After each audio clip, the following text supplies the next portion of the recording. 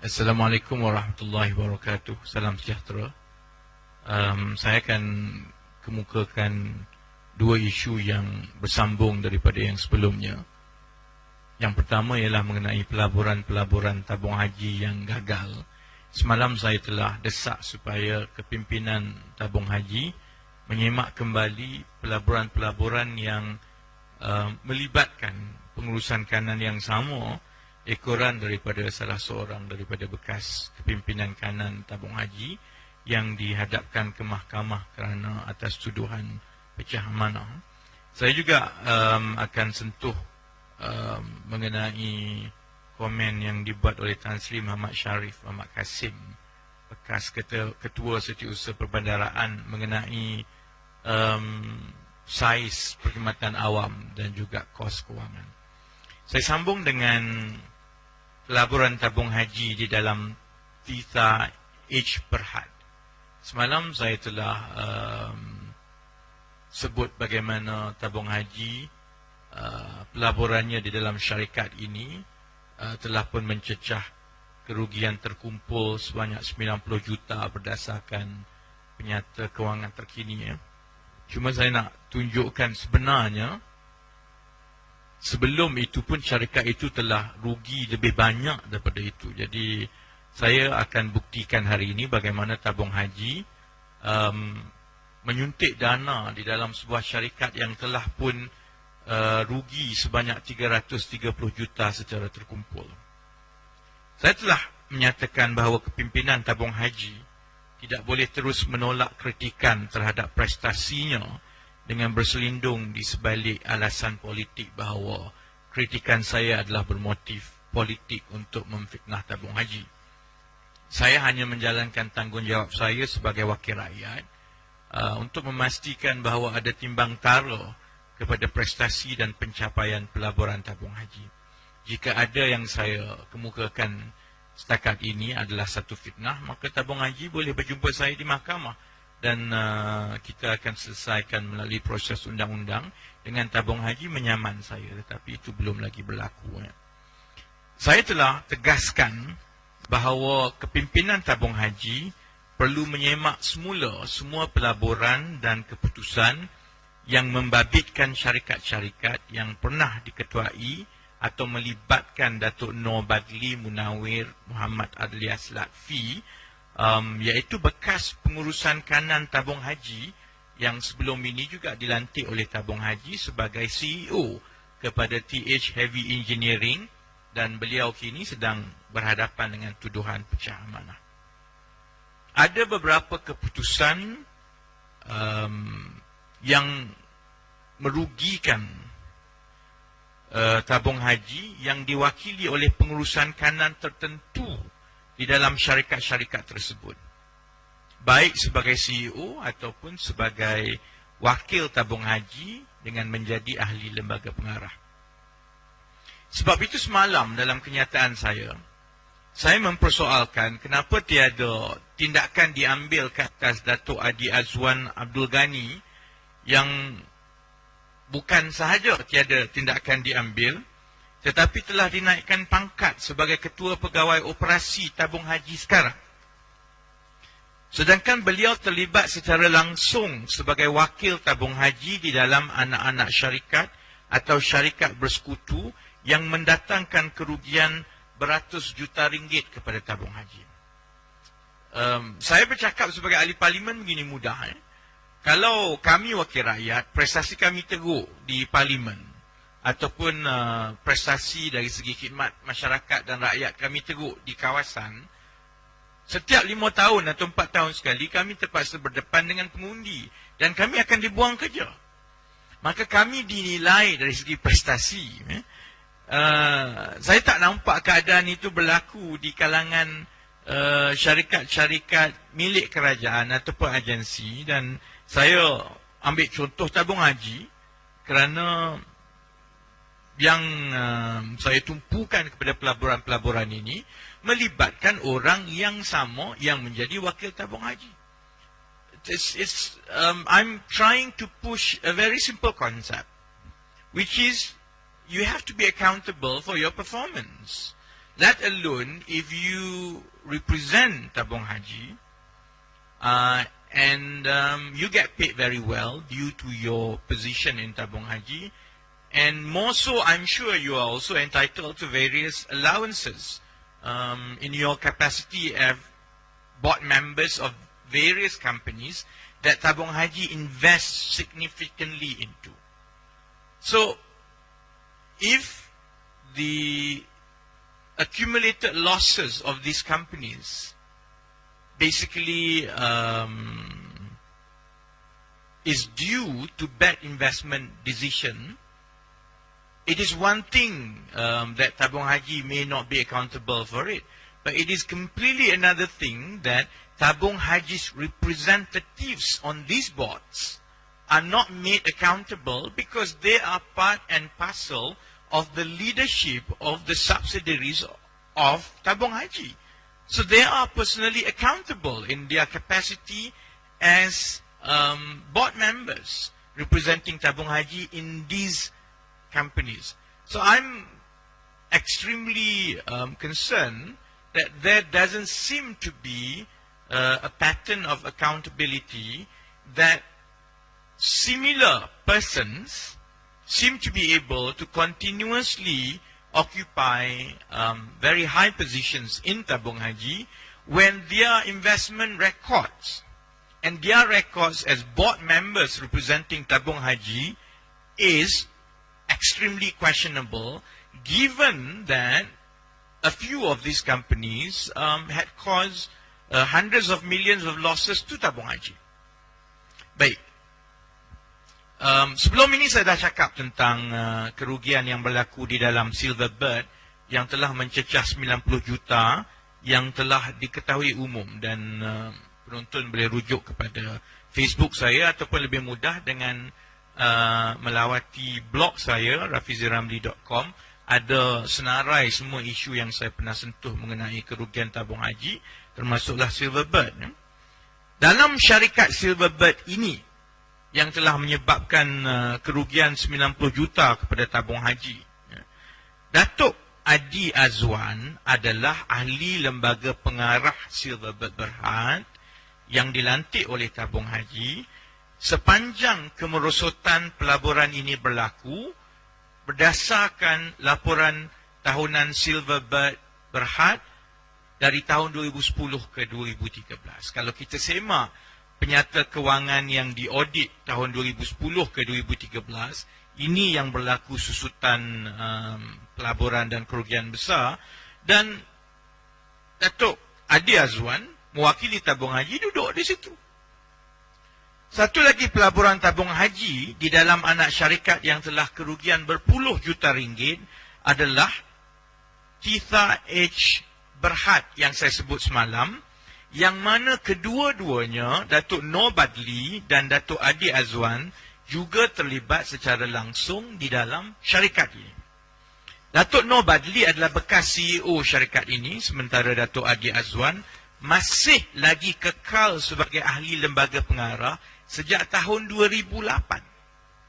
Dan saya semak laporan berita, Datuk Noor Badli hanya meletakkan jawatan sebagai ahli lembaga pengarah syarikat Titha H. Berhad ini lebih kurang 2-3 minggu yang lepas, iaitu sebaik sahaja dia didakwa di mahkamah. Yang saya sebut tahun 2008 itu kerana tahun itu ialah menarik. Tabung haji dalam tahun 2008 membuat keputusan untuk menyelamatkan syarikat ini yang sebenarnya pada ketika itu telah pun jatuh ke status penyenaraian PN17. Kalau tabung haji, siapa yang mengikuti pendedahan saya sekarang sudah tahu apa itu PN17, iaitu syarikat yang disenaraikan di bursa tetapi menghadapi masalah kewangan yang jika tidak diselesaikan maka status penyenaraiannya itu akan digantung. Daripada tahun pertama tabung haji mengambil saham yang besar di dalam Titha H. Berhad ini, Datuk Adi Azwan lah adalah ahli lembaga pengarah sehingga ke hari ini. Pada tahun 2007, Syarikat ini sebenarnya bernama Lityan Holdings Berhad, LITYAN. Dan syarikat itu dalam tahun 2007 telah jatuh ke status PN17 setelah mengalami kerugian yang berterusan seperti yang saya nak baca secara satu-satu ni. 2004 perolehan 230 juta. Maksudnya hasil yang dia jual 30 juta, rugi 107 juta. 2005 perolehan 40 juta, rugi 34 juta. 2006 perolehan makin turun 39 juta, rugi 11 juta. Tahun 2007 perolehan naik 68 juta, untung sedikit saja 2 juta.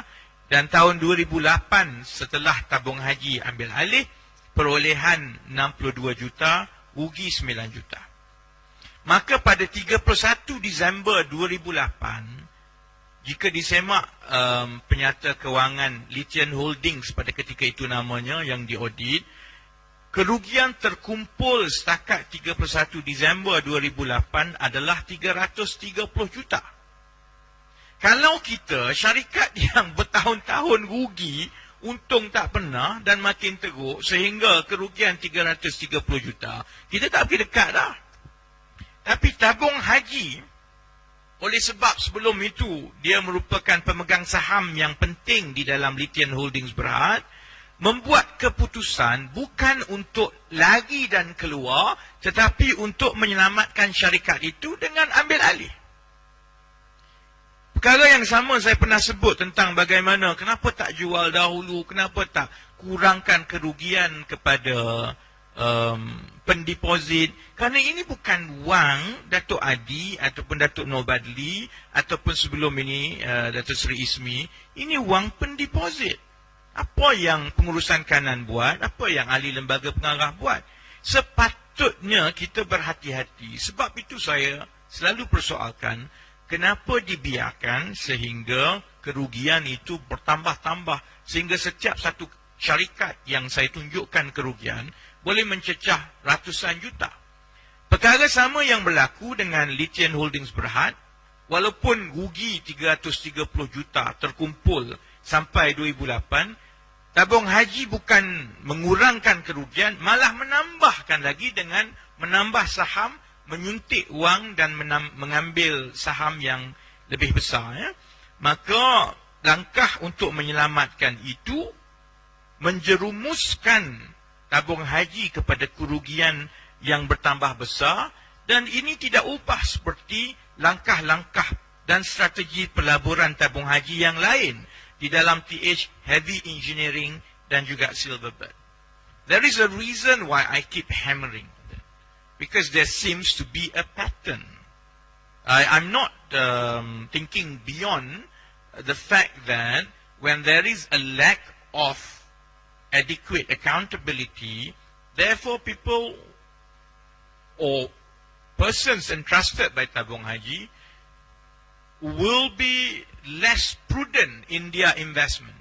And that's why over a span of 1.5 decades, or a decade maybe, we have seen the similar pattern of Tabung Haji taking an even bigger risk in companies which have been proven to be financially problematic. We have seen Silverbird, we have seen TH Heavy Engineering, and today I'm putting through the history behind Tabung Haji's investment in Tita H. Berhad. Sebab itu, soal Tabung Haji mengambil alih syarikat yang telah rugi sehingga 330 juta terkumpul ini, dinyatakan sendiri oleh pengerusi Lityan Holdings Berhad pada ketika itu, iaitu Datuk Muhammad Hanafiah Omar, di muka surat 10 laporan tahunan 2008, syarikat itu yang saya tunjukkan di bawah, kalau kita boleh tunjukkan di skrin, untuk memastikan bahawa tak ada orang yang kata saya tipu. Memang saya boleh bacakan dalam bahasa Inggerisnya di bahagian corporate development. in order to enable the company to maintain its listing status as well as to enable the shareholders of the company to recover their residual investment and restore value in the company, Tabung Haji, being the largest shareholder, undertook the effort to spearhead the restructuring of the group. Kemudian disenaraikan di bawah lah segala bentuk langkah yang diambil oleh Tabung Haji untuk menstrukturkan syarikat ini. Maka Tabung Haji sebagai sebahagian daripada komitmennya untuk menambahkan lagi pegangan di dalam syarikat ini dan menstrukturkan kembali syarikat yang rugi besar ini, telah menyuntik sejumlah 50 juta, lebih kurang sekitar 50 juta ke dalam syarikat yang telah pun kerugian 330 juta itu. Dia ambil alih untuk dapat saham yang lebih besar. Dia suntik lagi 50 juta dan ini dinyatakan di dalam penyata kewangannya yang diaudit bagi tahun 31 Disember 2008 dan 2009 yang saya tunjukkan di skrin. Ada selain daripada dia suntik saham, wang dalam bentuk saham, Tabung Haji juga membeli bangunan daripada Fitha Edge ini dan telah membayar secara tunai 18 juta dan 18 juta itu telah digunakan oleh Fitha Edge ini untuk membayar balik hutangnya. Baik. Ini menunjukkan bagaimana 2008 dahulu dan kemudian skrin seterusnya. Sebab itu kalau tengok dalam tahun 2009, tengok kolom number of ordinary shares of RM1 each. Maka Tabung Haji selain daripada 18 juta tadi itu juga telah membeli lagi saham sebanyak 31 juta. Itu yang ditunjukkan capital reduction and consolidation issued during the year, special issue 31 juta. Dan saya telah semak juga kepada penyata aliran tunai untuk memastikan wang sekitar 50 juta itu. Pada ketika perkara ini berlaku, Datuk Nor Madli menerajui syarikat itu sebagai CEO dan wakil Tabung Haji dengan gaji tahunan mencecah RM600,000 setahun bagi tahun 2008 dan 2009. Datuk Adi Azwan Abdul Ghani pula, yang saya tengah tumpu sekarang ni, adalah wakil Tabung Haji yang menjadi ahli lembaga pengarah syarikat itu dengan yuran tahunan sebagai ahli lembaga pengarah sebanyak sekitar RM40,000 secara purata setahun. Sebenarnya kita boleh anggar berapa setiap seorang wakil Tabung Haji itu dapat yuran tahunan daripada setiap syarikat yang dia jadi wakil Tabung Haji. Dia dah dapat gaji dekat Tabung Haji. Kemudian dia duduk pula di syarikat-syarikat ini kerana syarikat yang disenaraikan di bursa perlu mengumumkan berapa julat gaji yang dibayar kepada pengarah eksekutif, maksudnya pengarah yang ada jawatan yang menguruskan syarikat itu, ataupun pengarah bukan eksekutif, dia pengarah yang datang mesyuarat saja. Pengarah eksekutif, Datuk Nor Badli, kalau melihatkan kepada pecahan, dia masuk kepada pecahan pengarah eksekutif yang mendapat gaji tahunan yang boleh mencecah RM600,000 setahun. Dan Datuk Adi Azwan, dia pengarah bukan eksekutif, maka apabila saya semak, sekitar RM40,000 setahun. Datang mesyuarat saja. Selepas diambil alih, maka Tabung Haji menukar nama Litian Holdings Berhad, dan setelah itu dia menjadi pemegang saham terbesar sebanyak 69%, dan yang malangnya, keputusan dia pun tak banyak berbeza, masih lagi rugi. Tahun 2009, perolehan 76 juta, untung 104, saya akan komen tentang untung itu. 2010, perolehan 86 juta, rugi balik 4 juta. Ada sebab kenapa yang sebelum itu untung nampak besar, kemudian rugi balik 4 juta. 2011, perolehan 58 juta, rugi balik 13 juta. 2012, perolehan 75 juta, rugi 7 juta. 2013 perolehan 95 juta, rugi lagi 8 juta. 2014 perolehan 98 juta, rugi lagi 7 juta. 2015 150 juta perolehan, baru untung 2 juta. Jadi sejak tabung haji mengambil alih syarikat ini yang kemudiannya ditukar nama menjadi Syita H. Berhad, syarikat ini hanya berjaya mencatatkan keuntungan dalam tahun 2015 sahaja sebanyak 2 juta. Keuntungan besar yang dilaporkan pada tahun pertama tabung haji ambil alih iaitu 2009 ya. Masa itu Datuk Noor Badli jadi CEO, itu untung besar ditunjukkan 104 juta. Itu sebenarnya bukan untung daripada operasi. Itu ialah untung kerana bank-bank dan juga pemiutang yang bagi hutang kepada syarikat itu memaafkan hutang-hutang sebelum itu sebanyak 117 juta. Maka tabung haji agaknya tolong runding dan dapat sokongan tabung haji. Maka bank-bank melupuskan dan memaafkan hutang-hutang. Hutang-hutang itu ditulis balik. Maka sebab itu nampak macam ada untung. Sebenarnya, saya kira kalau dia ambil keluar hutang-hutang yang dimaafkan, syarikat ini sebenarnya kekal rugi sehinggalah tahun 2015 baru-baru ini 2 juta. Ya.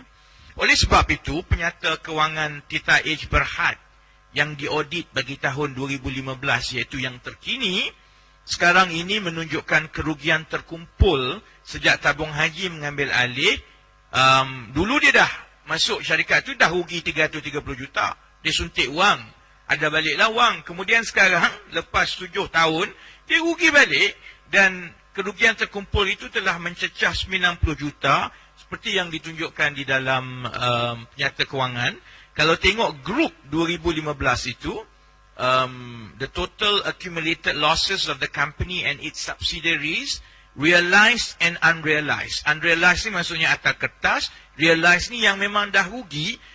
Setakat 2015 yang terkini, dia dah rugi 89.8 juta, lebih kurang 90 juta.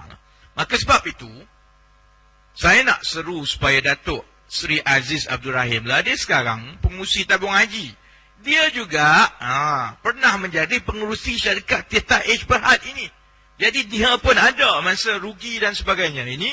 Jadi dia sepatutnya lebih tahu tentang apa yang berlaku di dalam anak syarikat tabung haji ini. Sebab itu saya nak tanya dia, setelah saya dah buktikan teruknya prestasi di dalam syarikat ini, saya nak tanya soalan pertama.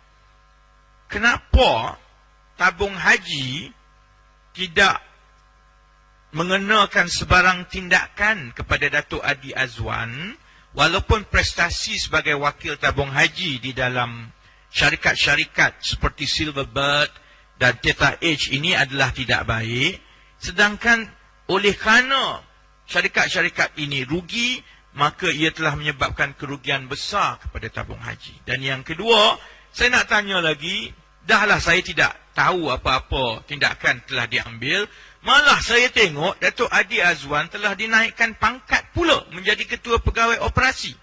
Sedangkan sebagai wakil tabung haji di dalam syarikat-syarikat itu, dan dia juga ialah ahli lembaga pengarah syarikat-syarikat itu, maka dia sebenarnya bertanggungjawab di atas kapasiti sebagai lembaga pengarah ke atas kerugian-kerugian itu, maka dia juga bertanggungjawab apabila kerugian itu menjejaskan pelaburan tabung haji. Ya. Jadi saya akan tunggu jawapan tabung haji dan juga jawapan Datuk Seri Aziz. Kemudian saya akan sambung lagi perkara itu. Banyak lagi, ada banyak lagi mengenai tabung haji ini. 3-4 minggu tak habis. Ya. Saya nak sentuh perkara kedua dengan secara cepat. Sebab ini pun nak lontaran pertama. Iaitu mengenai perkhidmatan awam dan juga saiz yang besar dan juga kos yang ditanggung rakyat. Ya.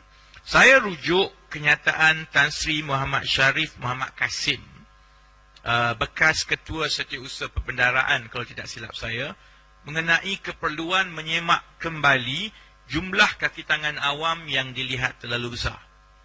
Pandangan ini dibincangkan oleh pakar-pakar ekonomi dengan mengambil kira kos penggajian dan pencen menampung kaki tangan awam yang dikhawatiri tidak lagi mampu ditanggung oleh kerajaan persekutuan.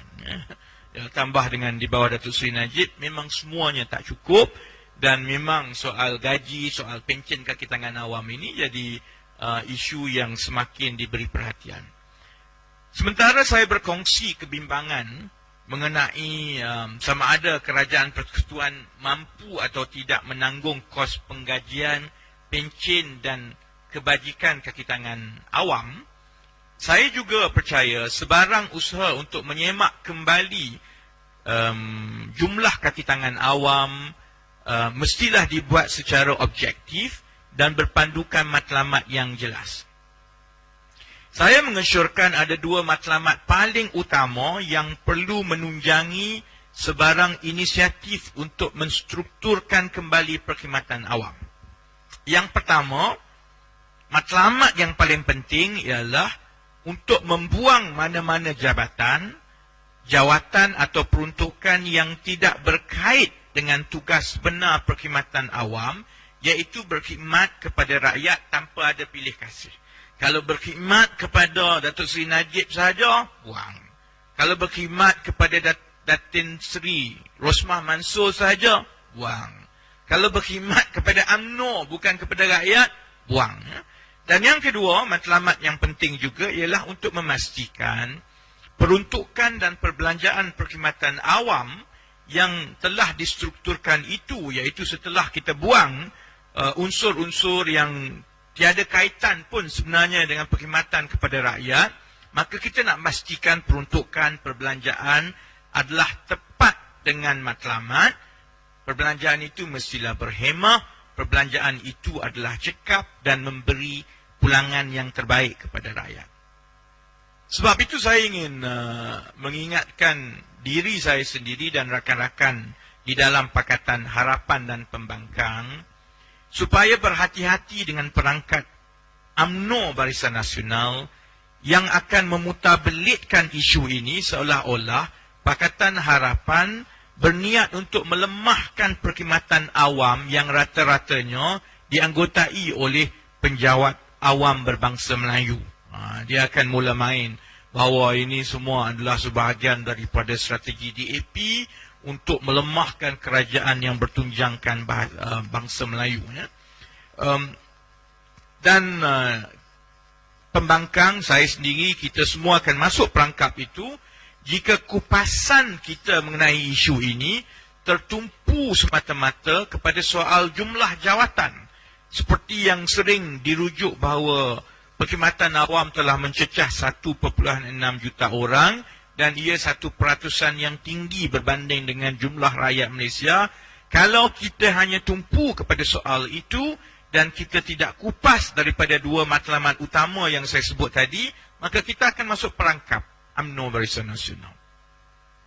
Sebab itu bermula hari ini, sebelum UMNO mula buka cerita, saya akan mula beri tumpuan kepada cadangan-cadangan penstrukturan semula perkhidmatan awam dengan berpandukan kepada dua matlamat di atas, dengan saya membentangkan fakta dan angka-angka untuk menunjukkan sebenarnya sebahagian besar daripada masalah itu datang daripada campur tangan dan salah guna perkhidmatan awam bagi tujuan politik.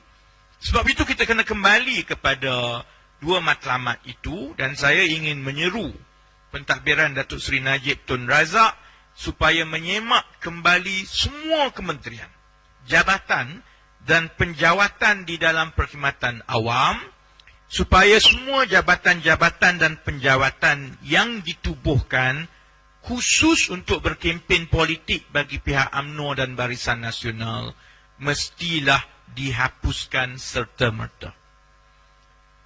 Any department, any unit, any personnel, any civil servant whose employment by the Malaysian government, albeit officially they are part of the civil service, but because their sole employment is for the purpose that only benefits UMNO Barisan Nasional's political campaign, they must be removed immediately from the civil service.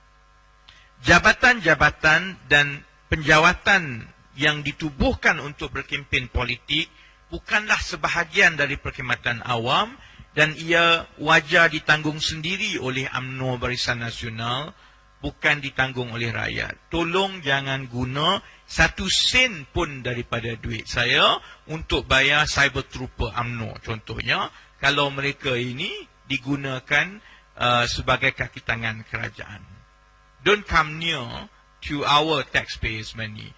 If Datuk Seri Najib wants to operate a campaign team, a cyber trooper team, a BN strategic communication team, whatever team he wants to have, he is more than capable to fund it himself. After all, he does have a lot of generous donors who gave 2.6 billion ringgit to him for nothing. Maka sebab itu, jabatan yang pertama yang perlu dihapuskan serta-merta ialah Jabatan Hal Ehwal Khas ataupun jasa di bawah Kementerian Komunikasi dan Multimedia. Saya tunggu lama dah, lambung bola. Ada siapa yang nak bagi bola tanggung kepada saya mengenai perkhidmatan awam? Kerana saya dah lama nak tunggu untuk smash jasa ni, Jabatan Hal Ehwal Khas. Saya lampirkan nanti di blog saya dan juga Facebook saya. Petikan dari dokumen belanjawan 2017. Dia satu dokumen yang tebal, sebab itu saya tak nak print. Tajuk dia di atas ialah maksud bekalan 47, iaitu peruntukan yang diluluskan di dalam belanjawan 2017 untuk Kementerian Komunikasi dan Multimedia, kerana dalam banyak-banyak jabatan di bawah Kementerian Komunikasi dan Multimedia itu ada menunjukkan peruntukan kepada Jabatan Hal Ehwal Khas ataupun jasa. Untuk saya nak tunjukkan jumlah wang rakyat yang dibazirkan untuk menampung kempen-kempen politik UMNO Barisan Nasional yang sekarang ini dijalankan oleh jasa. Kalau semak muka surat itu nanti, tengok muka surat 563, jasa diperuntukkan sebanyak RM22,886,500 untuk dibelanjakan di dalam tahun 2017. Berbanding dengan tahun sebelum itu, peruntukan jasa adalah 22,801,000. Ya. Daripada RM22,886,500 bagi tahun 2017 ini, 5 juta, dia orang tak main ribu-ribu ni, daripada 22,886,500 ringgit peruntukan bagi tahun 2017, 5,712,900 ringgit adalah perbelanjaan penggajian dan 17,173,600 ringgit adalah perbelanjaan perbekalan. Jumlah kaki tangan jasa pula kekal seramai 272 orang bagi tahun 2016 dan tahun 2017. Ini bermakna dalam banyak-banyak jawatan, jasa adalah beberapa jabatan yang istimewa kerana tidak mengalami potongan peruntukan berbanding dengan fungsi-fungsi perkhidmatan awam yang jauh lebih penting kepada rakyat, seperti perkhidmatan pendidikan dan kesihatan. Sekolah kena potong, universiti kena potong, ubat kena potong, doktor kena potong, hospital kena potong, jasa tak potong, sama juga. Kaki tangan tak potong, bajet bukan potong, dia naik lagi. Bagi tahun 2017, ada kenaikan peruntukan bagi penggajian, iaitu kenaikan RM85,400 bagi tahun 2017, yang bermakna bila kita tengok jumlah kaki tangan itu sama bagi kedua-dua tahun, maknanya bukan sahaja dia tak kena potong, ada pegawai tertentu jasa yang dinaikkan lagi kos penggajiannya. Kebelakangan ini, jasa dicemuh kerana menghantar maklumat propaganda yang mempertahankan Datuk Seri Najib Tun Razak. Jasa je lah yang buat kerja ni, orang tak berani lah, kena maki saja lah. Maklumat propaganda ini yang mempertahankan Datuk Seri Najib dalam isu-isu kontroversi seperti yang berkait dengan isu 1MDB contohnya, dan saya dapat maklumat, saya tak dapat lah, dia tahu nombor saya kok, dia tak hantar, tapi orang lain dapat, dan ia dihantar melalui sistem pesanan ringkas WhatsApp tanpa dilanggani oleh orang ramai. Dahlah bayar pakai duit kita orang, gaji dibayar duit kita orang, hantar maklumat pula tak minta izin dan tanpa dilanggani oleh orang ramai. Jasa juga menghantar pegawai-pegawai ke luar negara untuk berjumpa dengan siswazah Malaysia di tempat-tempat seperti UK, Australia pun dia pergi, sedangkan pegawai-pegawai ini makan gaji dengan rakyat, dengan kami, dengan orang macam saya, bukannya dengan Datuk Seri Najib Tun Razak. Kalau Najib bayar gaji dia, itu suka dia lah, dia nak pergi mana untuk berkempen Tun Najib. Jadi sebab itu saya nak tutup ini sepak mula. Ujian yang paling mudah untuk melihat sama ada Datuk Seri Najib menghormati atau tidak cadangan mantan-mantan pegawai tinggi perkhidmatan awam seperti Tan Sri Muhammad Sharif, ialah dengan melihat sama ada beliau akan memansuhkan atau tidak jasa yang kalau dimansuhkan buang je.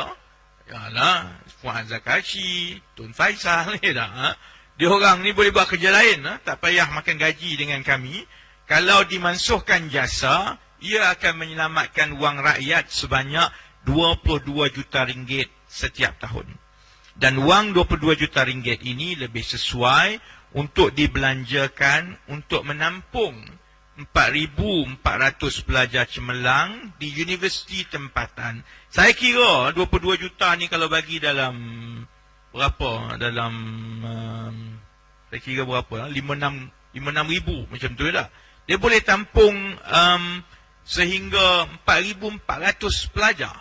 Dan kalau kita bagi RM5,000 setahun hadiah beasiswa kepada pelajar di universiti tempatan yang cemerlang, itu jauh lebih baik. 4,400 orang, budak-budak cerdik, budak-budak yang akan membantu negara, lebih baik dibelanjakan ke atas pelajar-pelajar itu daripada dibelanjakan kepada individu-individu yang kerjanya mengulangi propaganda UMNO Barisan Nasional walaupun dia makan gaji dengan rakyat. Sedangkan wang itu lebih baik dibelanjakan bagi tujuan-tujuan lain, bagi wang tuition kepada cikgu ke bagi ubat lebih baiklah daripada dibazirkan untuk jasa. Saya akan sambung lagi esok hari Rabu, lusa hari Khamis, insya-Allah hari Jumaat. Saya akan tumpu soal 4-5 saja, iaitu tabung haji, soal MARA, soal Felda, soal kaki tangan awam. Dan jangan lupa untuk klik like ataupun share, dan jangan baca dan sembang kosong di Facebook. Saya minta supaya sebarkan juga dalam WhatsApp, sampaikan maklumat ini kepada seberapa ramai yang mungkin. InsyaAllah kita jumpa lagi pukul 1 petang esok untuk lebih banyak isu-isu seperti ini. Assalamualaikum warahmatullahi wabarakatuh dan selamat petang.